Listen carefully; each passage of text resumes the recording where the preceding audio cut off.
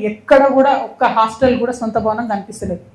Medical college ఇచ్చిరు ఇక్కడికి, అందులో 100 సీట్లతో ఇచ్చిరు. హాస్టల్ భవనం సరిగ్గా లేదని 50 ఇప్పుడు కొడంగల్కి పట్టుకపోయారు 50 సీట్లకి. ముఖ్యమంత్రి గారు మీరు ఒకవేళ మెదక్ల ఫెసిలిటీ బాగాలేకపోతే బాగా చేయాలి, కానీ ఇక్కడ ఉన్నటువంటి సీట్లు మీ కాన్స్టిట్యున్సీకి పట్టుకపోవడం అయితే కరెక్ట్ కాదు.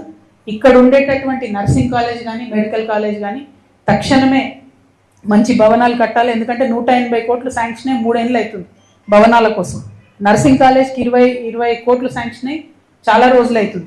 కానీ 20 ఎకరాలు ల్యాండ్ అక్వైర్ చేయాలంటే అందులో ఓన్లీ 12 ఎకరాలు మాత్రమే ల్యాండ్ అక్వైర్ అయింది. కాబట్టి ఈ ఫండ్ అంతా కూడా ఆగిపోయింది.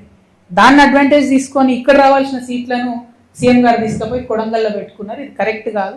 మెదక్ జిల్లా ప్రజలకు మెడికల్ కాలేజ్ అందుబాటులోకి రావాలి.